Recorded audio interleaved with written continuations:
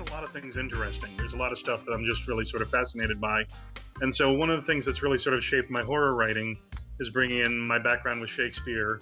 If you read Shakespeare's plays, there's some crazy stuff that happens in there, and some of the nuttiest deaths you can ever imagine. And then when you get past Shakespeare, the other guys from the English Renaissance, guys like John Webster, John Ford, they're coming up with crazy things that are, not under copyright, so you can totally steal good ideas from them. Goes, what were a couple of your favorite ways that Shakespeare got rid of somebody? Drowned in a butt of wine is a good one from Richard III. There's the implied death of exit pursued by a bear.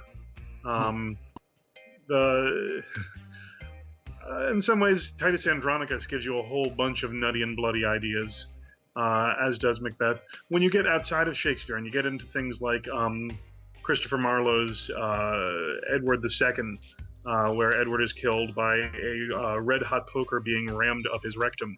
Oh, good Lord, who is it?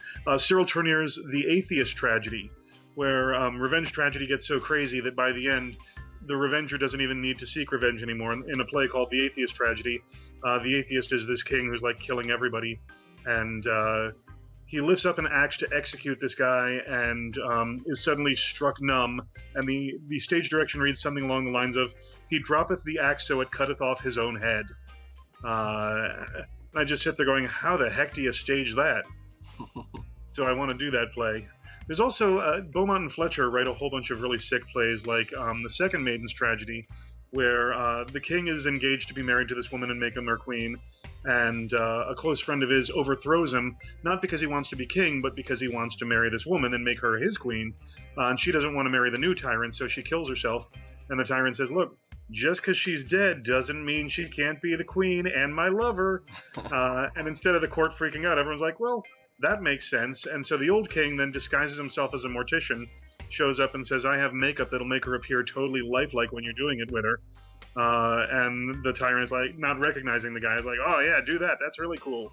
And so he puts poison makeup all over her body, and as the tyrant begins to make love to her, he bursts into flame and is consumed and died, and everyone's like, well, we're glad that jerk's dead, and let's bury this woman now. And the old king, who's now the new king, says, why would we bury her? She can be my queen now. And everyone's like, this is weird now.